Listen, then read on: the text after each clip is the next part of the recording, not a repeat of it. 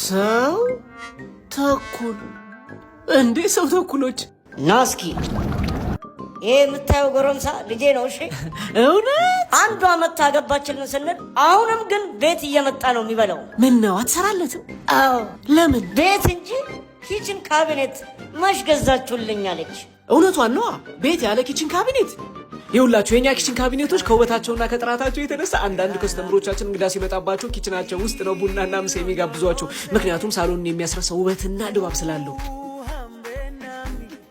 አይሰማኝም እኮ ብትለኝ ባክ ይሰማል። ቢሰማ ነበር የሚገርመኝ።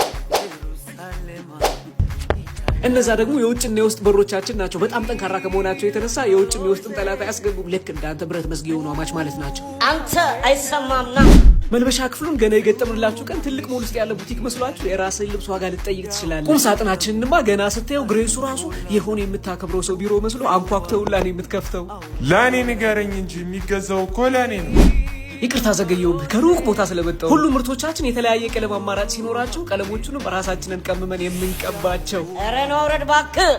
እኛ ጋር ጥራት፣ ታማኝነት፣ በጊዜ ማድረስ፣ ተመጣጣኝ ዋጋና ማስታወቂያ ላይ ያሳየነውን ራሱን ማቅረብ መገለጫችን ስለሆነ ተነቅሰነዋል ሁሉ። ለዚህ ምስክራችን ብራንድ አምባሳደራችን።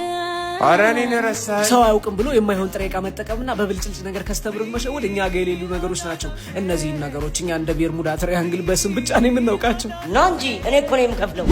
ያው ታውቃለህ ቤተሰሪ ደም የለው።